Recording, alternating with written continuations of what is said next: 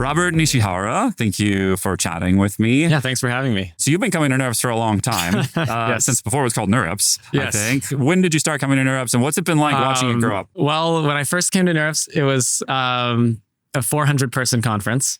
Today, I think it's 30,000 or something. It's crazy. Something massive. And it was a small community. It was a very warm community. Everyone knew each other. It was always located somewhere you could ski because the organizers loved skiing. And then for the workshops, they would have a huge break in the middle of the day where you could everyone would go skiing. I didn't know that. This was around the advent of deep learning. It exploded over the next 1 or 2 years. It exploded to a 10,000 person conference, and the tickets would sell out overnight. You just couldn't even get tickets. The conference organizers weren't able to scale fast enough to... Yeah, well, because they had the constraint that it had to be located somewhere you could ski. And so... and then we can't ski here in San Diego. Fitting 10,000 people. Or something, but yeah, there fascinating. were a number of years it was just in Montreal over and over, and it was just freezing. Were the early days, was the mentality one of the pre-Gen AI breakthrough that have you seen a cultural shift in the community around AI where we went from, we haven't had the breakthrough, we're scrappy,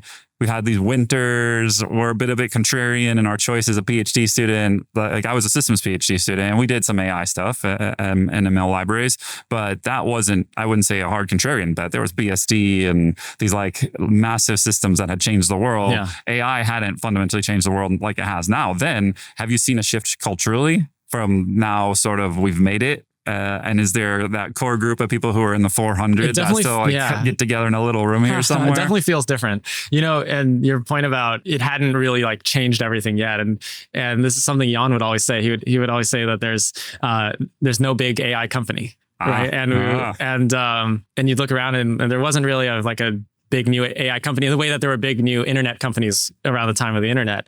But now there are. Yeah. Right. So that's amazing. Changed. Ali Gotzi often says that he thinks if we had started Databricks a year early, we would have been too early. And if he'd started a year late, we would have been too late. So a lot of great companies, they say a great company is going to happen. It's just whether you're the one, because there's always people betting on that. Yeah. Same with Perplexity, right? There were this long history of 2 decades of dead bodies of companies who tried to disrupt search. And it was just Perplexity made the bet at the right time. It's one. I think that's a big factor. I think we see this with Ray, where when we started Ray or in early on with Ray, if you're training a single model on a small model on a single GPU, which SG-Lang or logistic regression, people were basically. Yeah, you don't really need Ray at that point. So you were making this crazy idea that trying to sell everybody that, hey, the future is going to be scaling AI, and they're all I'm pretty much fine here with my CPU. Or it seemed like a niche thing. They would say I guess maybe Google needs that, but does anyone else really need distributed computing for AI? That seems you called it early and being the first. Yeah, we would always reason from first principles. Do we think AI is taking off? Yes. Do we think AI, there's a growing need for scale? Yes. Do we think that introduces a lot of hard systems and infra challenges? Yes. And And do we think one of these years the doors are going to blow off of this thing? And then now they have. So congratulations. That's awesome. Yeah. It's funny. We didn't know if we were too early or too late or right on time. But now we know. But now, right looking back, now we know. Congratulations. Yeah. Thank you. Yeah. You went to Berkeley, got your PhD not too long after I got my PhD. I was in RAD and AMP lab. You were in RISE lab. Yeah. And I worked Caught the tail end of the AMP lab. Oh, yeah, right. So we overlapped in AMP lab. You were a machine learning PhD student with Mike Jordan. You also worked with Jan Stoika. I did a bunch of work. Jan Stoika was one of my co-advisors as well. I built a project called Spark, which is really focused with Matei. Matei built it, and I joined in that project, focused on data. And that really built up to some of the insights you all had with Ray. Maybe you can tell us what Ray is and the history of how Ray's had impact. I know it was used, for example, most recently with Cursor's coding model, and has been used for a bunch of other iconic core AI stuff. And so maybe tell us, how has Ray evolved over time? What is it? And where do you see it evolving to from here? So I started doing the PhD in machine learning, right? We were doing RL research, optimization algorithms, deep learning training research. And we never really set out to build infrastructure, right? I didn't think of myself as a systems person, but it became pretty clear early on that we had no other choice, right? That AI just had different requirements. We weren't going to take off the shelf systems that had been built for previous eras and just retrofit those for AI. AI just needed something new. So, and at the same time, we had all seen what had happened with data infrastructure with Spark and Databricks. And we thought AI infra seems like a 100x bigger problem and harder problem and bigger opportunity. So got started. You're right. Congratulations on that. So yeah, bet very early on just the growing need for scaling compute for AI, right? That was sort of the premise of Ray, that you need to do distributed computing for AI.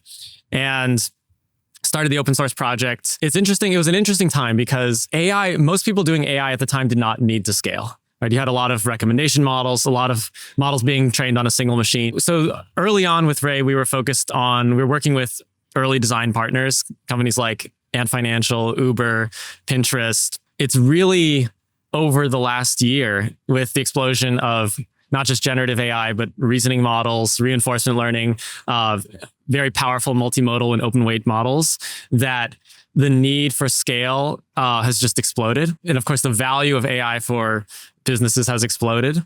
And we've seen Ray adoption explode similarly. And so you mentioned Cursor used Ray to build Composer, their frontier coding model. XAI uses Ray for all their image and video processing. Companies like Thinking Machines, Runway, Physical Intelligence, just all different domains use Ray as part of their tech stack for scaling compute-intensive AI workloads. And I think one of the things you see a renewed emphasis on infrastructure for AI, because not just hardware infrastructure, but software infrastructure, because all of these companies care so much about velocity, right? If you're building a model, you don't want to be a model building company and have, the 8th best model, right? Or if you are an established business, you don't want to get disrupted by new AI companies, right? So everybody's concerned with velocity. And one of the key things that you need to move fast is great infrastructure, right? That's reliable infrastructure that enables productivity. I would say that the trajectory with Ray has been that the problems Ray was designed to solve are really the problems that everyone has today. Which is mostly scale, it sounds like. Specifically, is that kind of, if you boil it down? Reliability at scale is the core thing. But I would say there's a huge amount of complexity in AI. A lot of that is related to scale, but a lot of it is just growing complexity, right? You have more heterogeneity, like heterogeneity of hardware accelerators, mixed CPU and GPU compute, TPUs, many other hardware accelerators. You've got more multimodality of data, right? Instead of, you still have tabular data, you still have log data, but you also have tons of image and video and audio and robotic sensor data and, all kinds of data that people just didn't do much with before, because it's like, what are you going to do with a video? It's hard. You're not going to run a SQL query on it. It's kind of hard to work with. But now that's becoming possible. For sure. Right. So growing complexity in terms of not just scale of compute, but scale of model size. Right. You have now in the past, when you would deploy models, you would just put the model in a container and replicate the container. And now a single model will span multiple nodes. You'll have very complex sharding strategies for different layers. Like you might replicate attention layers and shard expert layers, and a single query can get routed in a complex way through different GPUs. You have more agents, right, that are you have to wrangle. So there are many different dimensions of growing complexity. All of that needs to be managed in some way, right? And so I would say the part that what great infrastructure helps with is not just enabling greater scale, but greater complexity in many dimensions. Yeah, some of those things, maybe you can dive into just one quick layer deeper on, is Ray a generic enough layer of infrastructure? Are you building other infrastructure next to Ray to handle such a diversity of infrastructure needs? You're talking about inference on the one hand, training on the other hand, managing agent processes that would be CPU in addition to GPU. Is Ray evolving to handle such a wide diversity of infrastructure needs? I would say this was a design goal of Ray from the start. And I think Ray is the only framework where, that runs training and serving and data processing and RL, and a variety of other things. And you actually need that because take reinforcement learning, for example. If you want to do reinforcement learning, training and serving are subroutines to do reinforcement learning. You actually have to do both in the same framework. And not only training and serving and inference, but also you have to run your environment simulations. And you need a huge amount of flexibility because, of course, you're all running across unreliable hardware. You may have different types of hardware for the training and the inference portions, different software dependencies, different failure handling strategies. Like you may need to run spare GPUs to recover on the training part when something goes wrong. As rollouts get longer, you also need to checkpoint the rollouts. So there's just, and all of that is like requires sort of custom application logic to handle. And actually reinforcement learning was one of the early motivating use cases for Ray. Right. Yeah. And but you actually need this flexibility in a single system to support RL well. And that's why now nearly every open source post-training framework or RL framework is built on top of Ray. You've got Virl from ByteDance, right? Nemo RL from NVIDIA, SkyRL. Yeah, amazing. Roll, just tons of these. Yeah. Speaking frameworks. of which, I think you brought that up as RL being a thing you've been seeing trending on the conference floor here behind us at NeurIPS. Can you say what else you've been seeing here at NeurIPS that's exciting? What's buzzworthy in your mind? And what would you like to share about your experience so far with NeurIPS? Well, there's a ton of excitement around reinforcement learning, right? This has been going on all year, but it hasn't let up at all. I think people are finding ways to get more and more mileage out of reinforcement learning. There's a ton of excitement around multimodal data. I think there's a lot of headroom for building better multimodal models. I think people talk about diminishing marginal returns of pre-training, but for text models. But I think with multimodal models, that's actually not yet at the point of diminishing returns.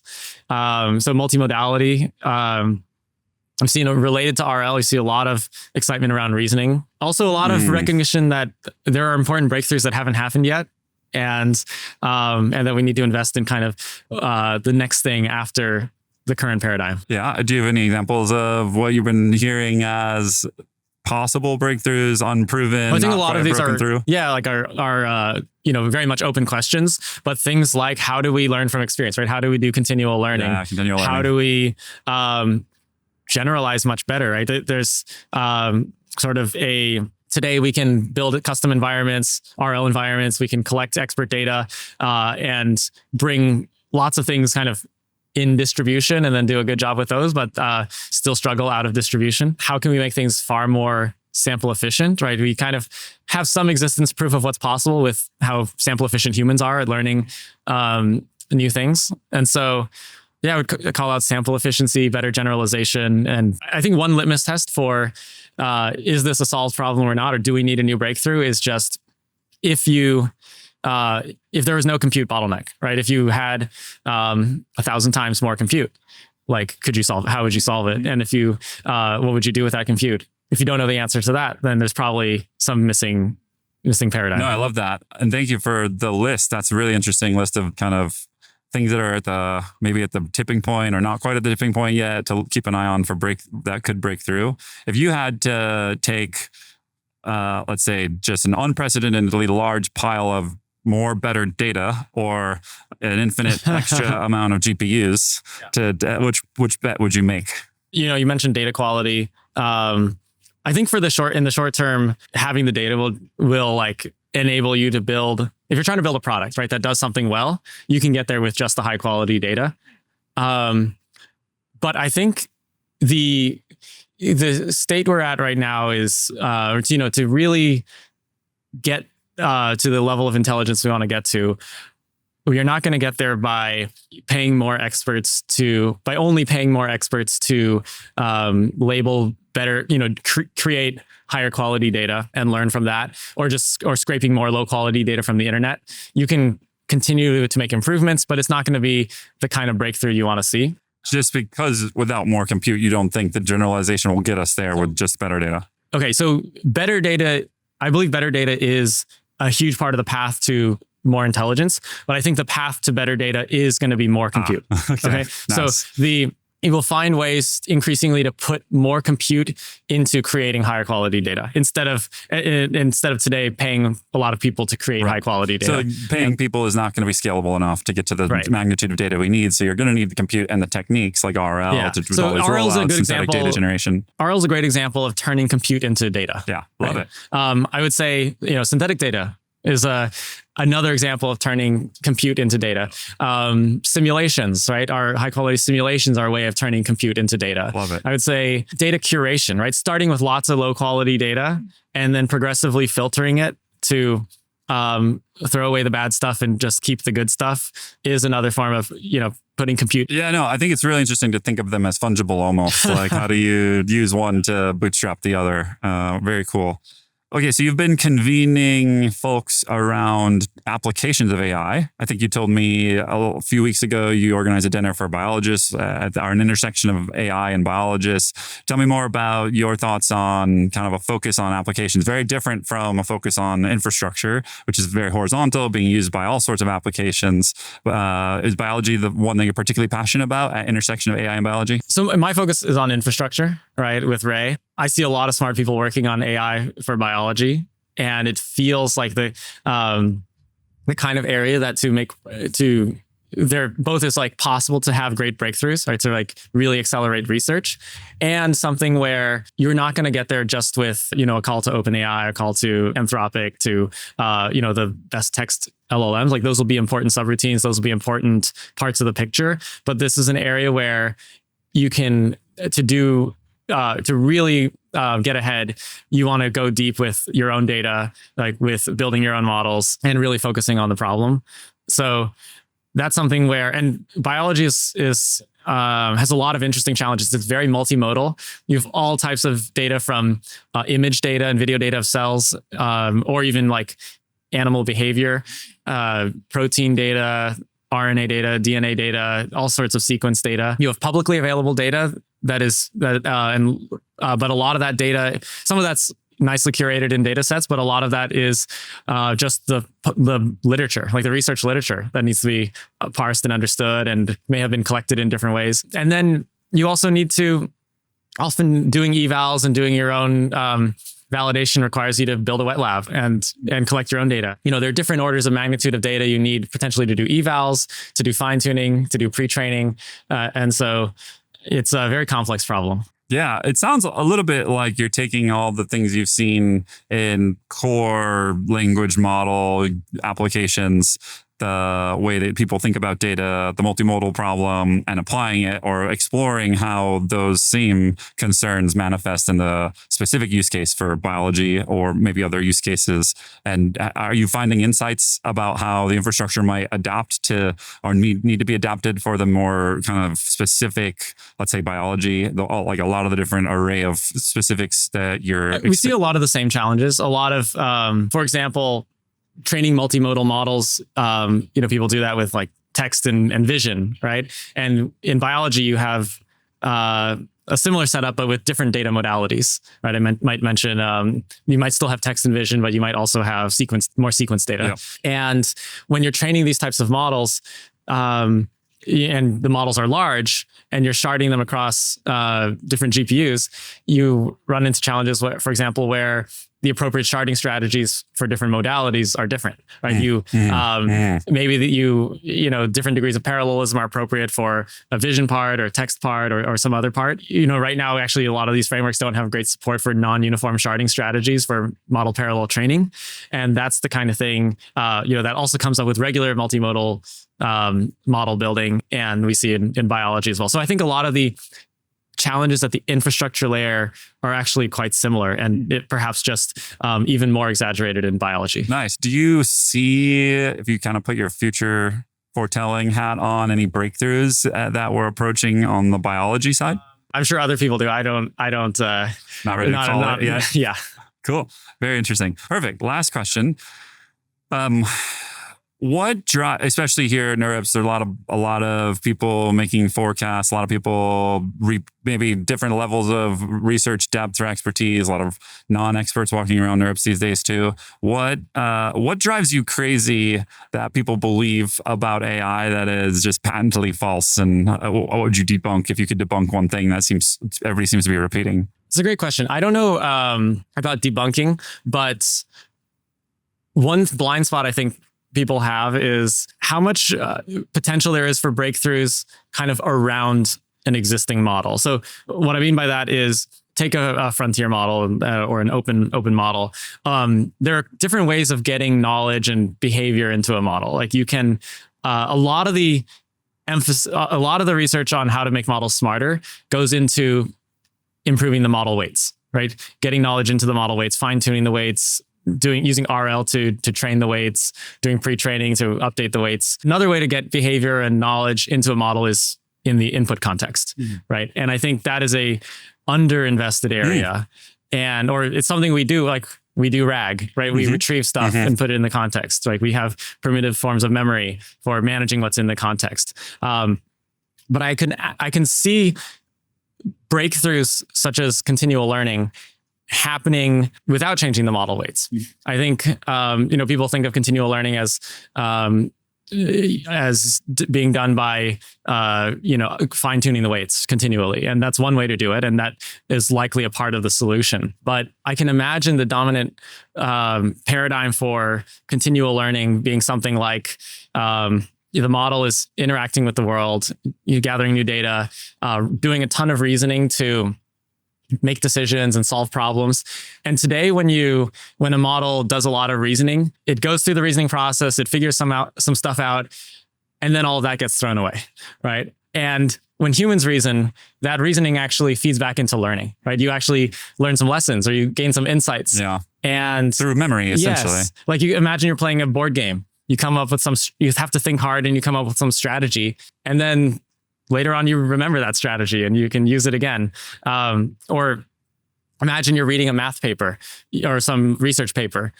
You have to think. It's really hard to read these papers. You have to think a lot and do a lot of reasoning to understand the paper, to relate it to existing concepts you understand. And at the end of the day, you kind of make sense of it and you come up with some mental model or some lessons or some insights. And I think that mental model, stick with you, that's like the artifact that should be produced by reasoning, which can then later be retrieved into your context. The whole point. Is that update, that like delta on your... Right. The output of reasoning is not just an answer to the original question you asked, right? That's part of it. But I think the output of reasoning should be a mental model that sticks with you. And maybe just to give one more example, if you are coding, right? You have an agent that's helping you you ask it to implement a feature in your code base. Before I implement a feature in a code base, as a person, you're going to read the code, understand like how information flows through the program, how the overall thing works, what's the architecture diagram, and that you form that mental model.